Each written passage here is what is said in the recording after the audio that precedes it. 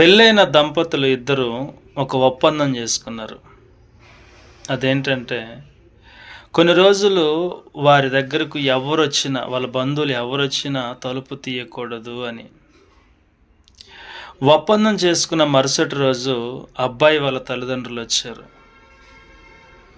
వారు చేసుకున్న ఒప్పందం ప్రకారం ఆ అబ్బాయి తలుపు తీయలే. బయట ఉన్న తల్లిదండ్రులు బాధతో వెళ్ళిపోయారు.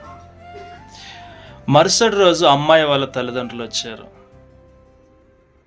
వారిని చూసిన ఆ అమ్మాయి కన్నీరు కారుస్తూ, మా అమ్మ నాన్న వచ్చారు, నేను తలుపు తీయకుండా ఉండలేను, నన్ను క్షమించండి అని చెప్పి తలుపు తీసింది. అలా కొన్ని సంవత్సరాలు గడిచిపోయినాయి. వారికి 2 మగబిడ్డలు పుట్టారు. తర్వాత ఒక పాప పుట్టింది.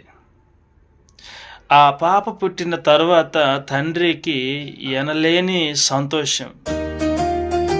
ఆ సంతోషంలో చుట్టుపక్కల అందరినీ, స్నేహితుల్ని, బంధువుల్ని పిలిచి పెద్ద పార్టీ చేశాడు.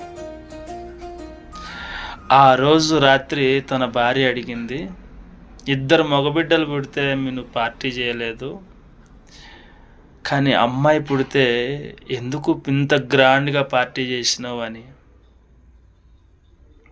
దానికి భర్త అన్నాడు, భవిష్యత్తులో నా కోసం తలుపు తీసే ఏకైక వ్యక్తి నా కూతురే అన్నాడంట.